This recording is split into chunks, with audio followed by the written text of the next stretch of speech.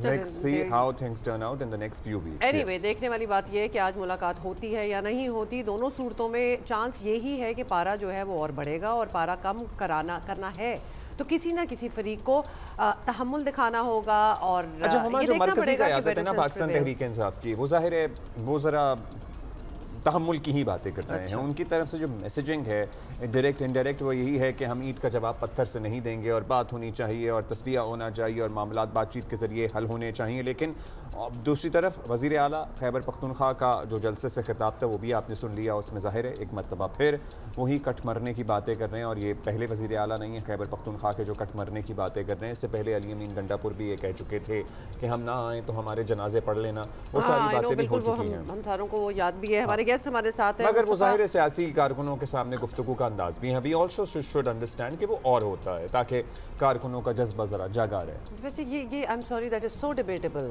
کیونکہ اس میں کیا کیا چیزیں بھی کہے جاتے ہیں جن کا ریالٹی سے کوئی بھی تعلق نہیں ہوتا, جسٹ بیکاز کے کارکنوں کا جو وہ ہے نا ولولہ وہ اور جوش وہ رہے, اور اس کو آپ کا کارکن کس معنی میں لے اور اس پہ کیا ریاکشن کرے یہ بھی ڈیپینڈ کرتا ہے نا, سے ہینڈز اپ کر دینا کہ ہم نے تو اس سیاسی بات کی تھی. خیر, مصطفیٰ نواز کھوکھر صاحب رہنما تحریک تحفظ آئین پاکستان, جن کو اب یہ فیصلہ حاصل ہے کہ تحریک انصاف کیا کرے گی, ان کی ذمہ داری ہے.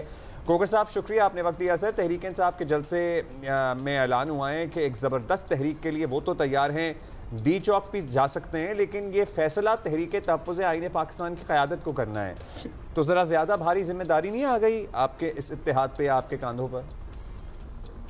ان حالات میں ہم یہ اپنی بڑی رسپانسبلٹی تصور کرتے ہیں کہ ہمیں مل کر کوئی ایسے افہام و تفہیم سے راستہ نکالنا چاہیے کہ جس میں یہ آن گوئنگ کرائسس ختم ہو, اور پاکستان کے لوگ جو اس کرائسس کی اصل کاسٹ پے کر رہے ہیں اکانومی کی صورت میں, اپنی ذاتی زندگیوں میں مشکلات کی صورت میں, وہ کم ہو. یہ ایک بڑا ایجنڈا ہے, اور ہم چاہیں گے کہ اس بڑے ایجنڈا کے اوپر حکومت کے اندر موجود جماعتیں اور اپوزیشن کے اندر موجود جماعتیں اکٹھی بیٹھیں تاکہ رولز آف دا گیمز ہم طے کر لیں, اور دوبارہ اس ملک کو کرائسس کی جانب دھکیلنے سے نہ صرف ہم گریز کریں بلکہ وہ ہم اس طرح کی ریڈ لائنز اور رولز آف دا گیم طے کر لیں کہ مستقبل میں بھی اس کی کوئی اپرچونٹی پیدا نہ ہو. تو یہ میرے خیال سے ایک بڑی رسپانسبلٹی ہے, مچ بگر, اور ہم چاہیں گے کہ پاکستان کے لیے ایٹ لیسٹ یہ ہم کچھ کر سکیں.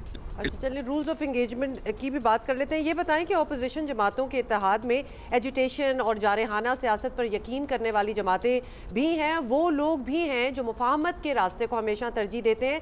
تو آپ کی نظر میں ملک کے موجودہ جو حالات ہیں ان میں کون سا راستہ بہتر آپشن ہوگا؟ What's your personal opinion? It'll be unfortunate for Pakistan اگر ہم مزاحمت کا راستہ چنتے ہیں. Unfortunate اس سینس میں کہ جیسے میں پہلے کہہ رہا تھا کہ ساری اس پولیٹیکل کرائسس کی جو کاسٹ ہے وہ تو ایک عام آدمی پے کر رہا ہے. فار ایگزامپل اگر آپ دیکھیں, یہ میں نہیں کہہ رہا, یہ ورلڈ بینک کی رپورٹ کہہ رہی ہے اور مستند ادارے کہہ رہے ہیں کہ لٹرلی آدھا پاکستان اس وقت سطح غربت سے نیچے جا چکا ہے. تو یہ 50% لوگ, 12.5 کروڑ لوگ اس ملک میں سطح غربت سے نیچے کیوں ہیں؟ اس لیے کہ سیاست ایشوز کے اوپر مرکوز نہیں ہے, اس لیے کہ ہر وقت ہم ایک پولیٹیکل کرائسس میں رہتے ہیں. آج ہمارے ملک کے اندر فارن ڈائریکٹ انویسٹمنٹ کیوں لوئسٹ ایپ پر ہے ہماری ہسٹری میں؟ اس وجہ سے کہ پولیٹیکل کرائسس ہے. آج ہیلتھ, ایجوکیشن, ان چیزوں کے اوپر توجہ کیوں نہیں ہے؟ صرف پولیٹیکل سروائیول کے اوپر توجہ ہے.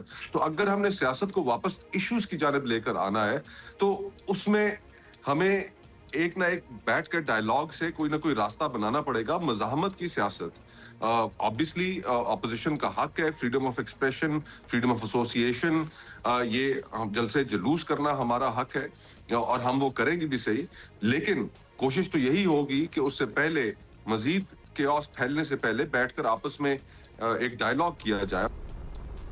اچھا ڈائیلاگ آپ کہہ رہے ہیں مزید کیوس پھیلنے سے پہلے ہونا چاہیے. خیر, اس کی کوششیں بھی کافی دفعہ ہی ہو چکی ہیں.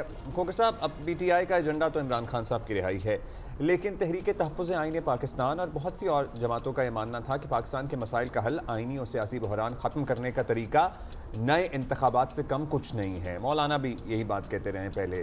تو کیا اب بھی آپ لوگ اس مطالبے پر قائم ہیں, یا اس میں کچھ گنجائش نکل سکتی ہے یا نکالی ہے آپ نے؟ देखिए, इस चीज से तो हम किसी सूरत फ्लेक्सिबिलिटी का इसके ऊपर मुजाहरा कर नहीं सकते। इसलिए मुजाहरा नहीं कर सकते जहां तक इलेक्शंस का सवाल है कि जो इंतकाल इक़्तिदार है, जो ट्रांसफर ऑफ पावर है, वो हमेशा आप दुनिया की तारीख उठाकर देखें, उसमें एक बड़ा प्रॉब्लमैटिक फेज होता है किसी भी मुल्क और किसी भी माशरे में। तारीखों में तो खून तक बहे हैं, गर्दनें तक उतारी जाती थी। तो डेमोक्रेसी का जो फायदा है जमहूरियत का, कि आप इलेक्शंस के जरिए अवाम को मौका देते हैं और एक पुरअमन बैलेट के जरिए से आप ट्रांसफर ऑफ पावर कर लेते हैं। हमारा इस वक्त सबसे बड़ा प्रॉब्लम ये हो गया पाकिस्तान का कि हमने उस प्रोसेस को, इंतकाल इक़्तिदार के प्रोसेस को इतना मशकूक बना दिया है कि अब उसके ऊपर कोई एतमाद करने के लिए तैयार नहीं है। और सबसे बड़ा चैलेंज ही ये है कि इलेक्टोरल प्रोसेस की क्रेडिबिलिटी को आप दोबारा कैसे रिस्टोर करेंगे। ईसीपी की कोई हैसियत नहीं रह गई, इलेक्टोरल प्रोसेस की कोई हैसियत नहीं रह गई। और दुनिया भर में जहां पर भी बड़े क्राइसिस ने जन्म लिया है, ये बात तहकीक साबित करती है कि इलेक्शंस उसके अंदर सबसे बड़ा कॉज होते हैं, फ्रॉडुलेंट इलेक्शंस।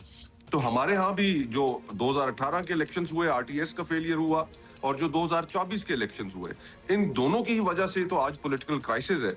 सो देयरफॉर हम तो इस चीज से कभी पीछे हट नहीं सकते कि इलेक्टोरल प्रोसेस की शफाफियत और उसकी क्रेडिबिलिटी को हमने रिस्टोर करना है, और वही हुकूमत और अपोजिशन के दरमियान सबसे बड़ा एजेंडा होना चाहिए।